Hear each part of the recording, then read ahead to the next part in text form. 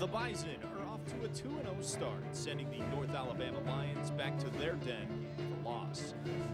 NDSU hopes to wrap up non-conference play unbeaten for the third straight season. Steve's on his feet. Shut I think he's got it. Touchdown. The Fighting Blue Hens from Delaware are in Fargo for the first time ever. A 6-time national champion, Delaware wants to use this game to get back to the national prominence now taken hold by NDSU. Intercepted.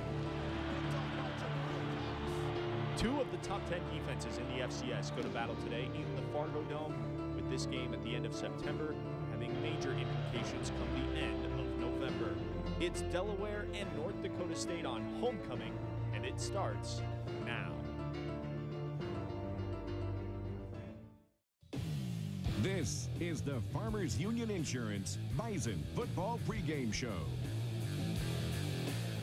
Hello and welcome into the Farmers Union Insurance Bison Football Pregame Show. I am Alex Egan. She is Beth Hool, and we are here for the next hour talking North Dakota State and Delaware on homecoming, as that guy in the open so gloriously voiced. That guy, everyone, ladies and gentlemen. You work hard on those. Yes, no, very much so. Yeah, super excited for this football game. I'm excited because it's the best competition that we will have seen NDSU take on so far this season. I'm excited because NDSU's offense is a little bit angry. They're a little bit disappointed in their performance from last week. We're going to talk plenty more about that, but there's nothing I like more than an NDSU football team that's feeling like they haven't played their best football. They come out hungry. That is true. It is the end of the non-conference slate for North Dakota State. They've already won their first 2 games. Today, the final game, and it's against a team that we don't get to see all that often. In fact, the Bison and Delaware have never met on the football field, which is kind of surprising given the fact that these two teams are so good at what they did. Delaware a little bit has fallen off a little bit of the national prominence. Well, exactly, but they're certainly still familiar with each other, given the head coach for Delaware used to coach at Richmond, which the Bison have experience with. Chris Kleiman has played against Delaware himself. He said that game didn't go so well. Joe Flacco, this quarterback you might have heard of. Never heard of him. A little tough to contain for old Northern Iowa back in the day. Yeah, it was.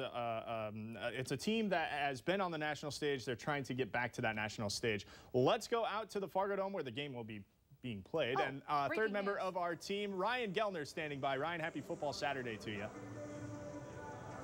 Yeah, Alex, happy Football Saturday to you as well. You're right, these two teams have never met each other, but on tape, they're very familiar with each other. North Dakota State and Delaware, they each say they're kind of mirror images of each other. They like to do the same thing. Delaware offensively, they love to run to set up the pass, just like North Dakota State. Pat Kehoe, just one of 3 FCS quarterbacks that's thrown 6 touchdowns and 0 interceptions, so they can get it done offensively. Defensively, mirror images as well. 2 teams that just don't make mistakes. 2 teams that play physical. I was told by a Bison coach this Delaware team would fit in perfectly in the Valley, and they'd be one of the upper teams in the Valley. Middle linebacker Charles Bell is a special story, guys, and he broke his vertebrae last year. They didn't know if he would ever return to football. Not only did he return, he's back, he's starting, and number 5 for the Blue Hens is such a great story. Bell is one of 15 seniors that plays for Delaware. They have 15 seniors that play either offense or defense, so it is a very experienced group coming in here to the Fargo Dome. North Dakota State could have their hands full today, guys.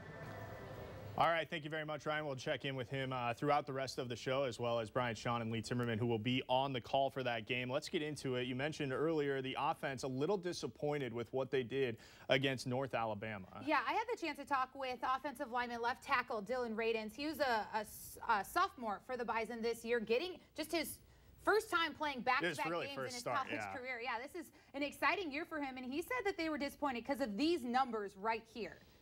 Yeah, you see there, the first half, the Bison weren't really doing anything rushing the football. And as we know, when the Bison are running the football, they're very successful. So just the 43 yards. Now, again, a little bit of that was credit to what North Alabama was doing defensively, a few things that were thrown in there. They were big and physical, and they were fast. I think they were a little bit more, not saying that NDSU overlooked them, but they just brought another level of football than maybe was expected. Absolutely. So you see what those numbers were there in the first half for the Bison, and then they got some things correct corrected in the halftime break, and they were able to come out and put that game away. Of course, never doubt the Bison out of halftime. A big defensive touchdown from Jabril Cox, his first career pick 6, by the way. That was what really iced that game away. But when you look at it, I mean, the total yards were even, but I don't think that the Bison really want to throw the football as much as they were maybe forced to in that first half against North Alabama. But again, when the running numbers are up for North Dakota State, then the Bison are going to have success. And speaking of running numbers, they're going up against this Delaware defensive line that is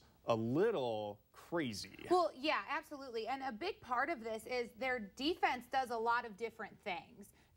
They show you a lot of different fronts. They'll have 3 down, 4 down, 5 down in the red zone, depending on what's coming at them. And so they're going to throw a lot of different looks at you, and you have to be prepared. And that's something that, in talking to the Bison this week, they said that it was something they prepared for North Alabama. They expected North Alabama to maybe throw a few more different looks at them. They didn't end up doing that, but it's something they prepared for. It's something they're confident in doing this week, and it's something they've been looking at for weeks now. And back to the disappointment that the offense felt, I guess, that the offensive line felt. We did get a chance to catch up with Dylan Radins. Let's hear from him.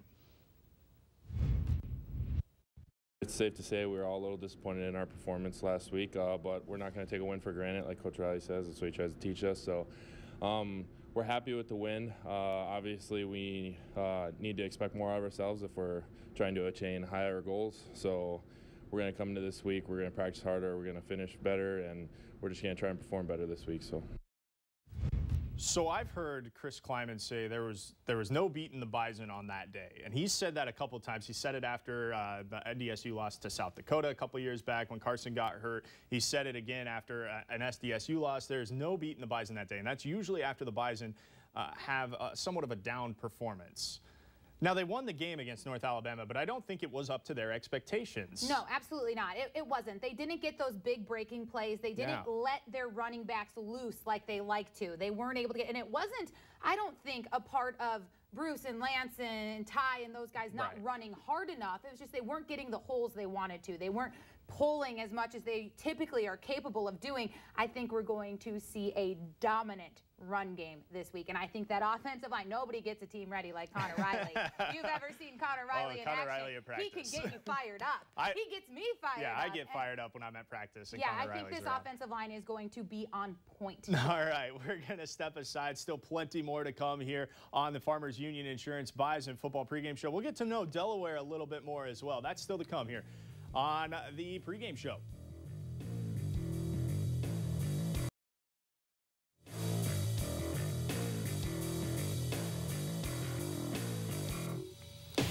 The Fightin' Blue Hens in the Fargo Dome for the first time ever as they get set to take on North Dakota State in this battle of CAA versus Missouri Valley Football Conference today.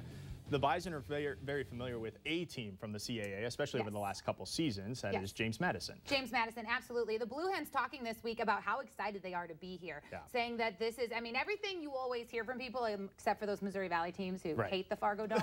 Everybody is excited to come and play here. They know that you as fans are confident and intelligent football fans, and they're like, this is what, they were comparing it to playing in FBS venues that they've played in before. Yeah, they played Virginia Tech last year, I want to say, and that was, they said that atmosphere was unbelievable. But as it comes to FCS fan bases, I mean, you have to look at North Dakota State and maybe Montana as the two best places to go play an FCS football game. Former Big Ten kid, Big Sky guy. But as terms of, you know, fan bases that are engaged and into the game, and there's a lot of them. Yes. Well, and I think one of the biggest things that stuck out to me in hearing these guys talk about preparing for the Fargo Dome was the fact that they started preparing for this experience during fall camp. They started bringing noise into it and preparing for it, and then brought back those practices this week. But it was something they didn't want to throw on their team this week. They knew they needed to start working on it before they'd even played their first game of the season. I think that says something. Yeah, communication obviously is so large. And Danny Rocco, having been in the Fargo Dome in 2015 in the semifinals, he knows what it's all about. One of their young men saying that their academic advisor was telling them what it was like when they had traveled here with Richmond a couple of years ago. I mean, the academic advisors were warning the kids about just how loud of an experience this is. Yeah, that's certainly something that people, they know about. They've seen it on TV. A lot of these guys, they've watched the playoff games on ESPN and whatnot. But it is. It's something to take in as an opposing team here. And let's get to know a little bit more about the opposing teams. Ryan Gellner standing by with the voice of the Blue Hens. Yeah, hi guys. Welcome back inside the Fargo Dome. Scott Klatskin, the play-by-play voice for Delaware on the Blue Hen IMG network, joins us now. And Scott, it is a good start for you guys. Today you come inside the Fargo Dome. For folks that aren't familiar with Delaware football, and most aren't in these parts, give us a quick maybe 1,000-foot level of what Delaware football, what they'll see today. Well, Delaware is based on a lot of tradition. There's been a lot of history in Delaware football, and we're trying to get back to that brand of football that was consistently into the playoffs. So you mentioned a good start, 2-1 for Delaware. A lot of folks were hoping to be 3-0 coming into this game, but a talented defense with a couple of All-Americans and offense that is getting better every single week. Yeah, it starts with the quarterback, Pat Kehoe, who has thrown 6 touchdowns, no interceptions. Obviously, he's the real deal. Yeah, there was a big competition coming into camp. It was he, J.P. Caruso started 7 games last year. Joe Walker was transferred into a wide receiver, and Darius Wade came from Boston College. So there were 3 guys in the mix, and Pat Kehoe won that battle in camp and has shown that he was the right choice. Like you said, 6 touchdowns, no interceptions. He's thrown for over 200 yards in each of his first 3 games, and he's the first Delaware quarterback to do that in his first 3 starts. You think of guys like Rich Gannon, Joe Flacco. Pat Kehoe is the first, so that's pretty impressive. Pretty big names there when you mentioned NFL names. If you're looking for NFL talent, I think it starts at the tight end for you guys. You have a special one. Charles Scarf is a big guy. He certainly has an NFL body. I think he's a guy that if he continues to play the way that he has started off his season, they'll have some scouts looking at him. Troy Reeder is a guy that'll get some NFL looks. And Nasir Adderley, an All-American at that safety position, I think are guys that could play on Sunday.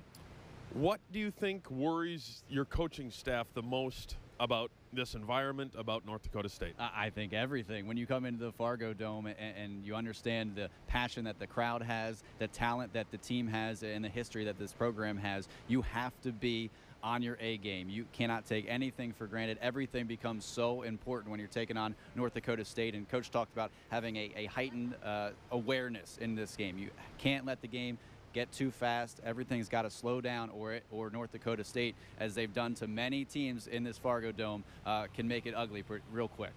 Scott, we appreciate it. All right, thank you so much for having me. Beth, Alex, back to you. All right, thank you very much, Ryan. They mentioned Charles Scarf. He is 6'6", 270 pounds, and can catch the football, as you saw a little bit there. The funny thing about him is Charles Scarf, 6'6", 270, is lining up against a sophomore left tackle, or next to a sophomore left tackle, that is 6'6", 315. So the size difference, if you're a Bison defensive end, you got to figure out which guy you're supposed to be going up against, because they are huge. Yeah, they're big, and they have some speed as well, which I think is really impressive about this Delaware team on both sides of the ball. On both sides of the football. We watched a little bit of that Cornell game, the last game that Delaware played, and their defense flies around just like what you want to see out of a defense if you're a football fan of any team, really. Yes. Let's go out to the tailgate lot. It was a lot of fun out there this morning. We got out there for a little bit, bright and early for the tailgate. Early Mike and Morkin, chilly. yeah, it was a little chilly. Mike Morkin out there as well. Let's get some tailgate trivia. Mike? All right, we're out here in the parking lot next to the Fargo Dome. It's homecoming weekend, a lot of festivities underway, and that includes some tailgate trivia. And I've got 2 contestants here. Let's go with you, sir. Your name? Austin. Austin. Are you excited, nervous a little bit? Because no one has ever gotten our questions wrong. Big shoes to fill right there. We are playing for 2 $50 gift cards, one to the True Blue Social Club, and also Lucky's 13. So here we go. Our first question. A former NDSU football player is among the 6 people that were inducted into the Athletic Hall of Fame this year. Is it Kevin Bloom or Denver Tenbrook? Kevin Bloom or Denver Tenbrook? What football player, former for the Bison, is in the Athletic Hall of Fame? Well, I'm pretty sure that's Kevin Bloom. Kevin Bloom. Do you think that's correct? Yeah! It is correct! Congratulations. Congratulations. You win a $50 gift card to the True Blue Social Club. Congratulations. Awesome. Way to go, Austin. You saw what he did. I did. You okay with it? Yeah. Your name? I'm Debbie. Gabby, here we go. Here's our second question. Homecoming 2017. Last year, were you here? I was. NDSU beat Missouri State, the Bears, 38-11. What's the name of the Missouri State mascot? Is it Boomer the Bear or Super Ted? Boomer the Bear. Boomer the Bear? Yeah! It's Boomer the Bear! Yes, yes! Congratulations. That was pretty tough, wasn't it? It was. Thank you. You win a $50 gift card to Lucky's 13. All right, thanks so much. How about a cheer for the Bison? All right, back to the studio.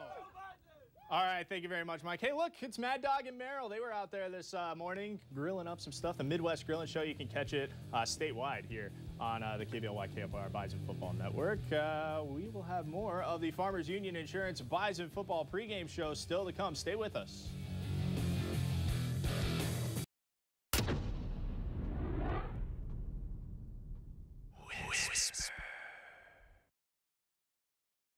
Forced fumble. Forced fumble. Forced fumble? Yeah. Holding. Holding. Holding? Yeah. Student athlete. Student athlete. Student athlete. Next one. Interception. Interception. I got nothing. Backwards lateral. Backwards lateral. Pass? No. Sack. Tackle? Sack. Sack. Stay. Sorry. Student athlete, interception, backwards lateral, sack. Sack. I thought it was stay.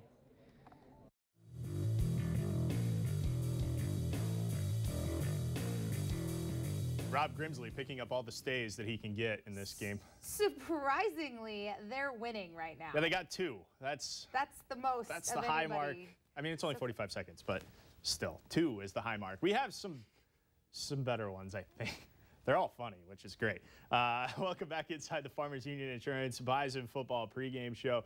The Bison taking on Delaware today. Let's go out to the Dome for our Sanford Orthopedics and Sports Medicine Injury Report. Ryan Gellner standing by. Ryan?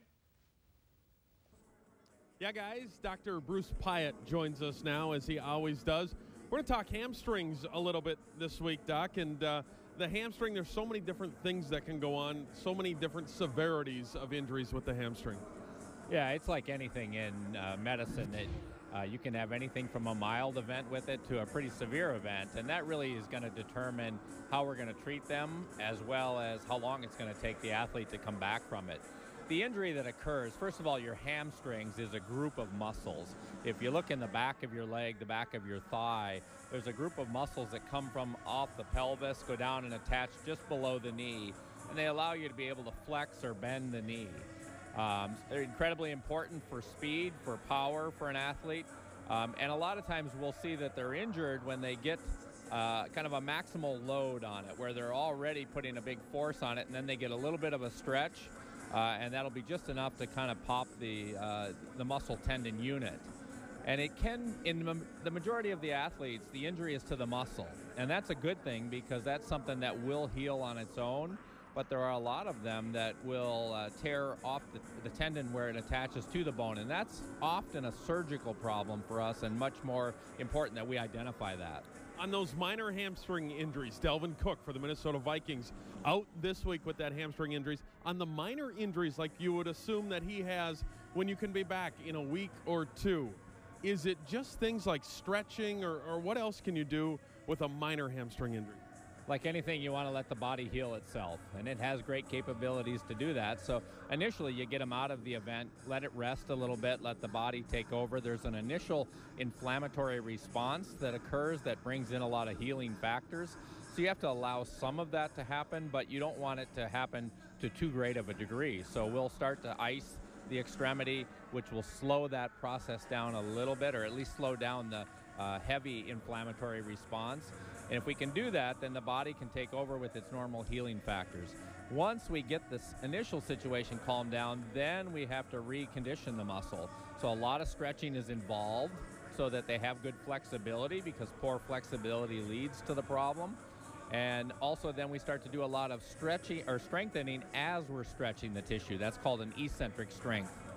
All right. Thank you so much, Doc. We appreciate it, and we'll hear from you again next week. Sounds good. Look forward to it. Back to you guys. All right, thank you very much, Ryan, and to Dr. Pyatt. Let's take a look at the injury report for today. Some bad news coming out of the Bison camp.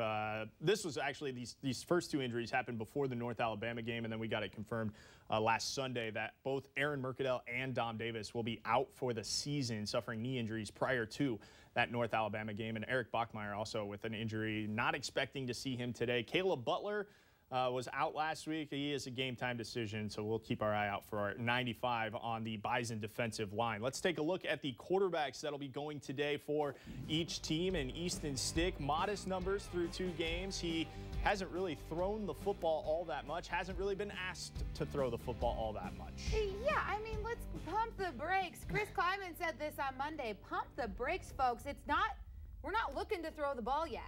And I know a lot of people were excited about seeing Trey Lance get into the football game as well last week, and he did some good things, but he did scripted things. He did things that he was supposed to do. He did exactly what he was asked to do. It was important to get him in a game. We've got Easton Stick, folks. Yeah, Easton Stick is definitely the quarterback for North Dakota State. Couple rushing touchdowns to go with his 55 rushing yards as well. Still no interceptions. Speaking of no interceptions, the Delaware quarterback, Pat Kehoe, this is a very interesting story. He's been in the Delaware program for a couple years. He's a redshirt junior, and he kind of usurped the throne, if you will. The quarterback last year was Joe Walker. He is now a wide receiver. And so Kehoe steps in. He beat out a transfer from Boston College. It was a three-way battle this summer, and he won this job, and they've been extremely happy with the job that he's done, and they should be. He runs a little bit. Don't let the rushing yards kind of confuse you. He took some sacks there. So he runs a little bit. He's been able to get involved in the rushing game, but as we heard Ryan Gellner mention with the voice of the Blue Hens, 6 touchdowns, no interceptions. And something that Rocco really likes about him is how well he takes direction. They say that they can come to him, they can talk to him. He walks off the side of the field, he takes some direction, he goes back out. He's not phased when he has maybe a bad series, when something doesn't go his way, whether or not it's his fault. What you want out of a quarterback is to be even keel. He's a lefty too, so I kind of like that because he's a lefty. It's going to look weird on TV today. Left-handed quarterbacks just look weird. I'm saying that as a left-hander, so that's what it is. Chris says it makes a difference. It does make a difference. Yeah, it makes a difference where they set up their strong side on the defense. The players saying it doesn't really change that much, though. Well, that's what it is. Hey, we'll step aside. When we come back, we're going to go out to the dome and join the rest of our crew out there. Stick with us here on the Farmers Union Insurance Bison Football pregame show. This is the Farmers Union Insurance Bison Football pregame show. It is homecoming. Welcome back inside the Fargo Dome. North Dakota State and Delaware do battle. About a half an hour from right now is kickoff. This is Brian Sean. He's Lee Timmerman. I am Ryan Gellner, and we are live inside the Fargo Dome for homecoming football. Brian, it's homecoming. There is certainly a buzz in the air. Yeah, there is. I think anytime you get alumni back in this area to celebrate on homecoming, it's always a special day. The Hall of Fame induction was yesterday. 6 new people went into that induction, including Denver Tenbrook, Mike Bloom, another guy in the offensive lineman in the 90s, had a really good career here. So anytime you can get people far away from Fargo to come back for an event like this, it's a little bit earlier of a start. They have the Bitters Bowl afterwards. There's a lot of events surrounding it, including the parade last night, which had a lot of people as well. Lee, no offense to the first 2 opponents, but this game has some appeal. It certainly does. It's easily the top team that NDSU is playing in terms of talent, because this Delaware team is good. I don't know if they're great. They have some really top-notch players, but as a team-wise, I don't think they're great, which is why they were picked where they were in the CAA. But I love the fact that you have the Valley Conference and the CAA, I'd say the 2 best conferences in the country, and we have top-level teams playing each other during the regular season. That's pretty cool to have on the schedule. Let's get into our Dakota Magic Casino keys to the football game. The keys that we think will play a big part in this football game. And number 1 is play better up front. Last week in the first half, North Dakota State, you see the numbers, 14 rushes, just 43 yards, Brian. The Bison have to be better today. Yeah, and I think after the first week when North Dakota State racked up over 450 yards on the ground against Cal Poly, the Bison feeling pretty good about where the offensive line was at. probably not as good as they would have liked to have seen. Chris Kleiman even said this week, we do need to play better up front. We need to run the ball better. We'll see if they can establish that earlier today and get in a little bit better rhythm, keep the offense on the field. I think that's another big key to this game today. That leads into our second key to the game from the Dakota Magic Casino keys to the game, and that is your playmakers have to make plays.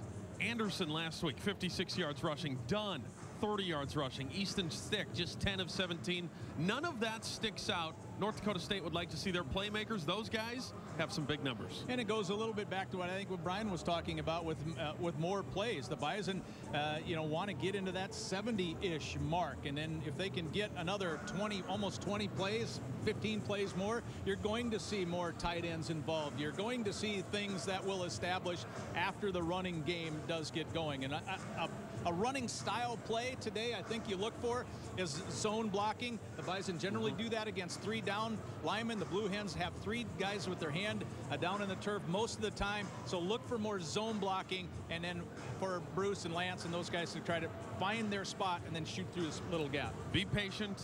Try to hit that home run. Bison fans would like that. Our number 3 is field position.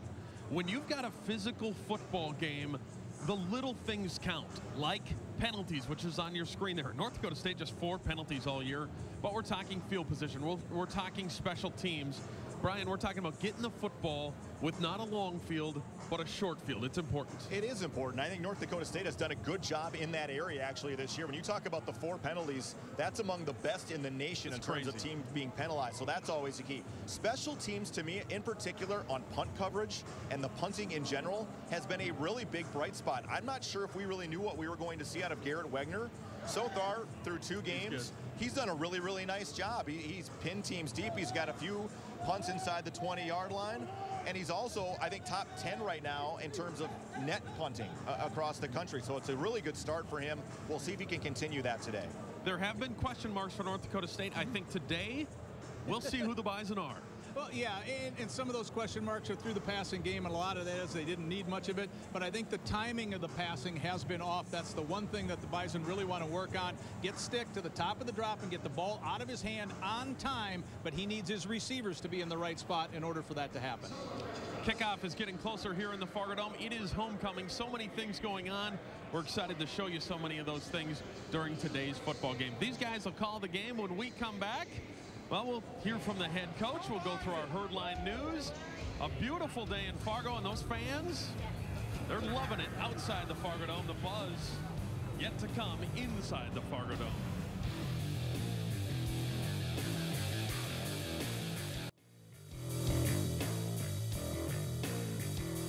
Inside the Fargo Dome, North Dakota State football around the corner here across the NBC sports stations all across the great state of North Dakota. It is homecoming at North Dakota State. That's how we start our herdline news. The 47th Hall of Fame class inducted today. 6 new members were into that Hall of Fame. They start with Zandra Bina, who represents volleyball, Kevin Bloom, a former offensive lineman from football, Jane Locost-Wick from track, Chris Nelson from wrestling, Mike Peschel from baseball, and Denver Tenbuck from basketball. On the football team, North Dakota State senior kicker Cam Peterson ties the NDSU career record for points after touchdowns. Did that a week ago, and now he's got a chance to become the all-time leader. Last week, he hit his 191st conversion against North Alabama. That ties him with Adam Keller. Peterson will become NDSU's all-time leader with his next point after touchdown in that category. Defensive end Greg Menard picked up his 29th career sack against Cal Poly and is now tied for 5th all-time on NDSU's career sack list with both Cole Jurek and Mike Stratton. Menard needs 3 sacks to pass Coulter Boyer as he moves closer to 4th on the all-time list. I met with NDSU head coach Chris Kleiman minutes ago. I asked him about Menard and that Bison defense, how well they're playing, and how well they'll have to play today. Chris, your defense has been lights out so far. Another opportunity today. Yeah, our biggest challenge to date. Really good offensive line, real physical offensive line that wants to run the football similar to what we would want to do. So it's imperative for us to stop the run against a couple of really good backs, and our tackling has to be really good this week. It's the most physical team that you have seen to date as well. When teams come in, they're physical. Obviously, it's going to make for a good game, but just the physicality of what this football game could be. Your thoughts on that? Well, it's going to be a physical game, so that means it's going to come down to special teams, field position, some of those hidden yard things that we talk about, you know, fielding punts, not having critical penalties, those things, and then red zone success. Both teams, I think, are good enough on defense to be able to keep it from being a shootout, but explosive enough on offense that they're going to move the football. Now, what happens in the red zone? And that's an area for us. So we have to be able to get touchdowns in there and be successful and have to hold them to field goals. Last week, you weren't able to run the ball as well as you wanted. How'd things change in practice this week? Well, we hope we know what we're going to see, and I think once again, last week is last week. Let's move forward. I know our Rams are excited about the challenge. This is going to be a tough team to run against. We're going to line up in a lot of different formations to see if we can find an edge in the numbers game, and we need to be able to run the football. Finally, we don't talk much about special teams, but man, that has been really good so far. Garrett Wagner, that group, the return teams, you've really played well on special teams. Yeah, and it has to continue today because I think they're as good on special teams as what we are. You can tell they put a lot of emphasis on it. So we have to punt the ball well, kick the ball well, and then we've got to find a way to get one explosive play, a block punt or a big return. Should be a fun one. Thank you, Coach. You bet. Thanks. Kickoff about 25 minutes away here inside the Fargo Dome. It is homecoming. It is special. We'll hear from a lot of different players. Coming up during today's game, an interview with a Philadelphia Eagles great, but not one that you might think it is. We'll tie that in a little bit later in the football game. For now, kickoff getting closer from the Fargo Dome. We'll go back to our Fargo studios next.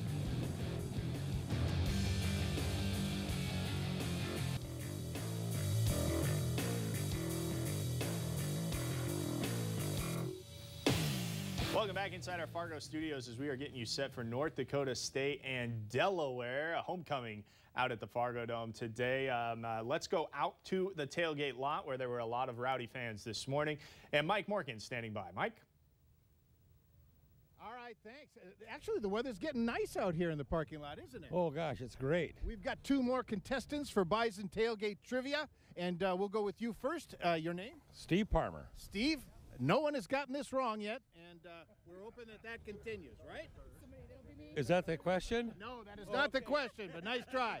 Here we go. Quarterbacks coach, Randy Hedberg. Heard of him? Yes. Name his favorite rock and roll band from the 1970s. Was it the Eagles or the Starland Vocal Band? That would be the Eagles. The Eagles. Do you remember the Starland Vocal Band? No. Afternoon Delight. Does everyone remember Afternoon? Yeah. Well, we're not going to go that. It was the Eagles. That is correct. He got it correct, Steve. There you go. A $50 gift card to the True Blue Social Club. Thank you so much. Well, that was easy. That's right. That's right. Your name? Sarah Stegman. Sarah. All right, here we go. We talked about 70s rock bands. We're going to continue that theme.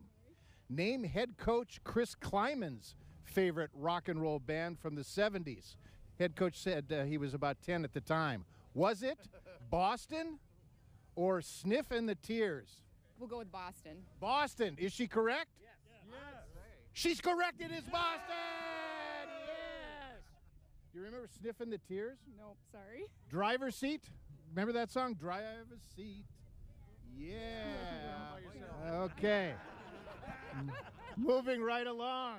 You win a $50 gift card to the Lucky's 13 Pub. Thank you so much for playing. Thank you so much for being in the background. How about a cheer? How about a cheer? Hail the bison, hail the bison, with their tails up in the air. All right, we'll throw it back to the studio. We know where it's going. Nice catch, Mike Morgan. Yes, nice we catch. do. Yes, we do. Tailgate trivia or tailgate karaoke? That's where I'm at. We could have some fun with it. I'm just saying. I'm just going to put it out there. Next year. Let's take a look at our Bobcat heavy lifting report. And today we have gone with the Wolfpack, much to my displeasure. Yeah. Listen, I agree with you here. I agree with you that they are going to be very important today. I thought we should have gone with the running backs. I thought that Lance, Bruce, and Ty needed to have a big day today in order for the Bison to be successful, but then you came back and told me that you're wrong. Well, they do need to have a big day, but I'm wrong. Yes, they need to have a big day, absolutely. But you're wrong because these three guys, I think, are going to be the pulse for the Bison today. I think that they're going to make a huge difference and that they have to have the biggest game. I think that the strongest attack and the biggest playmakers for Delaware come in their receivers, come in that downfield, deep field attack. I think Keogh has shown that he loves to go that first down. You never know. He's going for that big play. He wants the bomb, and he's good at it. Well, he's got some targets, Yeah, and he's got the arm to do it as well. And so he's going to fire. He's going to go for those, and that's what they want. I think that's how they know they're going to have to get by NDSU a little bit. I think they know that defensive line is stout and there, and those linebackers are putting up a wall. You're not going to be able to run through them. You're not going to have a big play that way. This is the only chance of a big play for Delaware, and I think these three guys need to have big games and need to be on point. And I think they'll do it as well. I think they win that battle. They win that head-to-head matchup. Again, the Wolfpack here, that is Marquise Bridges at corner, Jalen Allison at corner, Rob Grimsley. He is Rob now. He's graduated from Robbie to Rob. So He's a Rob man. Grimsley. And, of course, James Hendricks back there as well at the other safety position. So that is who we have picked for the Bobcat heavy lifting report. The two other names that I put down there, and we probably should have included Scarf as well, the tight end, but Papali and Walker, those are the two big wideout targets. Gosh, Alex, that name, Papali, sounds awfully familiar. Vinny Papali is his name. He is a redshirt senior, or just a senior, 6'1", 205 for Delaware, and his dad might be that Eagles great that Ryan Gellner was talking about. Yes. That we might be talking to later I think during they the made a broadcast. movie about him. Unseen? No. Invincible. Vince There you Papali go. is Vinny Papali's dad. But so you know that he's got genetics. He can catch a football pretty well. Yeah, and he's got hands. Yes. I watched a little bit more of that Cornell game than you did. Thanks for throwing me under the bus. Appreciate it. I didn't do a lot of film study this week. Well, I did, thankfully. And let me tell you, that kid has hands. Yes. He has hands, especially downfield in that red zone, in the end zone in particular. He's catching everything that's thrown at him, and he's a playmaker, and he's going to challenge this Bison secondary. And they got the size. It's 6'1" for Papali, 6'3" for Joe Walker. They've got the size that they need to challenge this Bison defensive backfield to make sure. So double teams are probably going to be a big key for the Bison defensively Especially because Joe Walker is really good against that one-on-one matchup. He's a big guy, and he thrives in that one-on-one matchup. And so I think you're absolutely right. You're going to have, I agreed with you. You are absolutely right. They're going to have to get the numbers over there. I am absolutely right. More often than not, but I was wrong on who we should have as the Bobcat heavy lifting players. It's okay. I'm here to keep you on your toes. That's okay. Let's move right along to what this offense is going to do, and let's take a look at the schedule for the Bison. As you know, we've got Delaware. It's the final non-conference game today, and then look at that gauntlet the Bison are about to get into. So you get through Delaware, and then you welcome in SDSU, who is off this week. And the last time SDSU went out, they put up 90 points on a team against Arkansas Pine Bluff. That was disrespectful. It was just a skosh disrespectful. Not necessary. South Dakota State, so they're coming off a 90-point performance and a bye week. And then you go to Northern Iowa, you go to Western Illinois, arguably the two toughest road trips that you can take in the Missouri Valley, just in terms of even getting there for Western Illinois. It's difficult to even get to Macomb.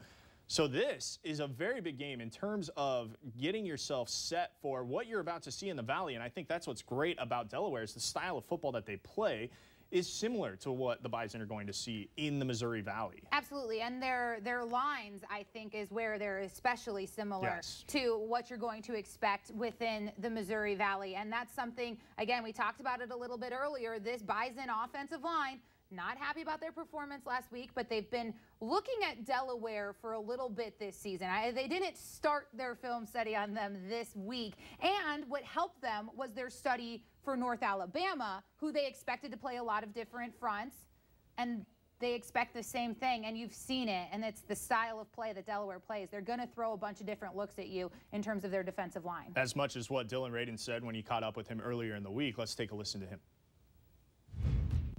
Northern Alabama, they did switch fronts, or we expected them to switch fronts. They ended up not doing that.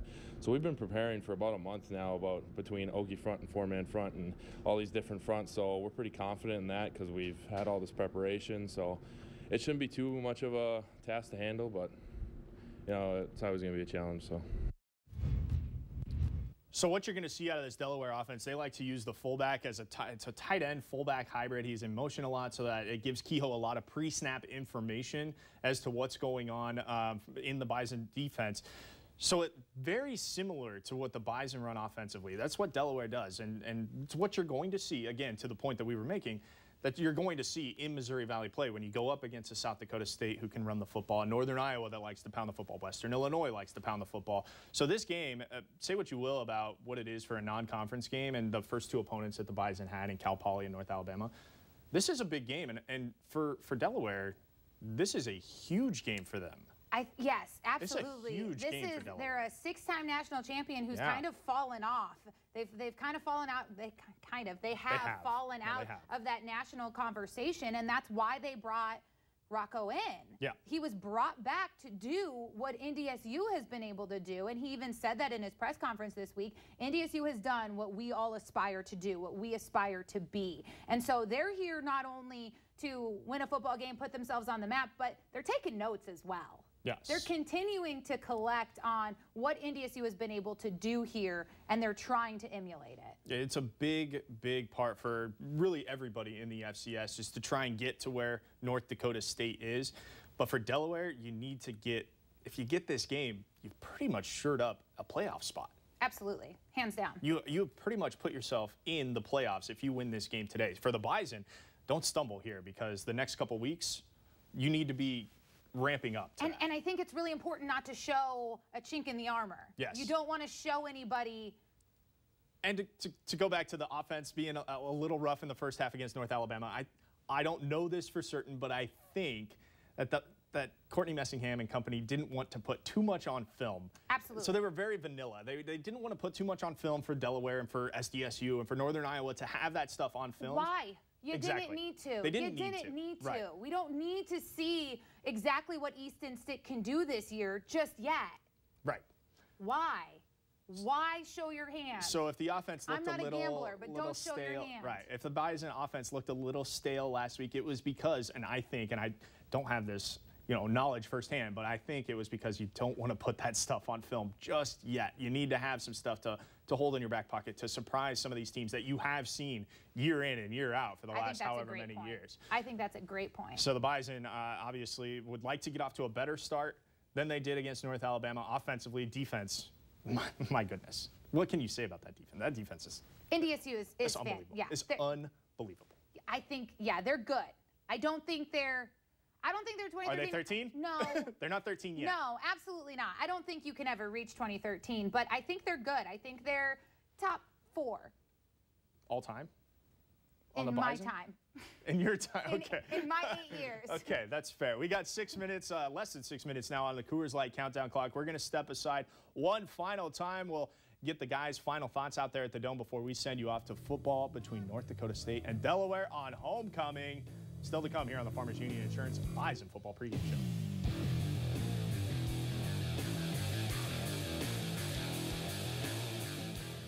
Show. This is the Farmers Union Insurance Bison Football Pregame Show. 2 minutes and 58 seconds on our Coors Light countdown clock before we ship you off to the Fargo Dome for the game between North Dakota State and Delaware. Let's ship you off to the Fargo Dome right now and get the final thoughts from our... My final thoughts coming into this matchup is to see how the North Dakota State offensive line does against a very stout front seven from Delaware. Chris Kleiman, I think, challenged that offensive line to get a little better in the run game this week.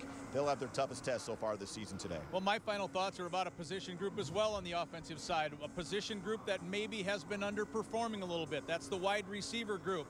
One thing that has happened so far this year, the Bison receivers' first 3 steps, they've been press covered. They haven't gotten off the ball real well. The DBs cannot dictate what the route is for those receivers. Watch that today. Yeah, for me, it is the physicality of this football game. By far the most physical team that North Dakota State has played today.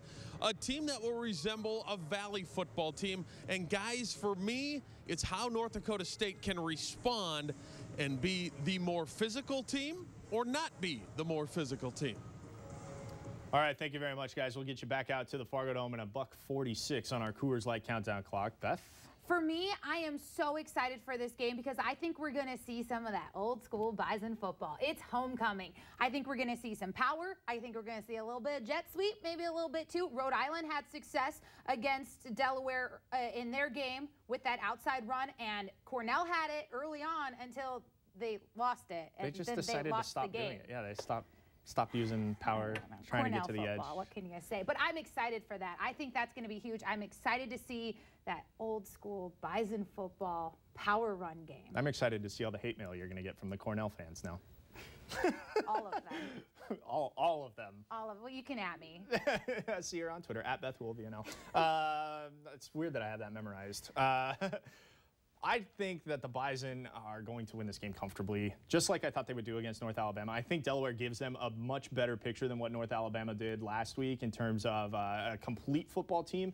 But I agree with what Chris Kleiman had to say. They need to have a big play on special teams, an explosive play on special teams.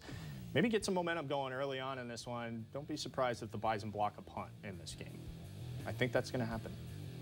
I think it's going to happen. We have 30 seconds left before we send you out to the Fargo Dome. I mean, I'd love to see it. I think you're right, though. I think it's preventing Delaware from getting their fast start. Don't give them any chance to get any form of confidence going in that Fargo Dome. Now, I think even if they do get a good quick start, the Bison are going to shut them down just fine. But if you can prevent that, I think it also sends a really good message. Absolutely. For the rest of this season. The start will be key, as it always is in every football game. That's it for the Farmers Union Insurance Bison Football pregame show. Yeah, we break it down hard here. Delaware and North Dakota State now.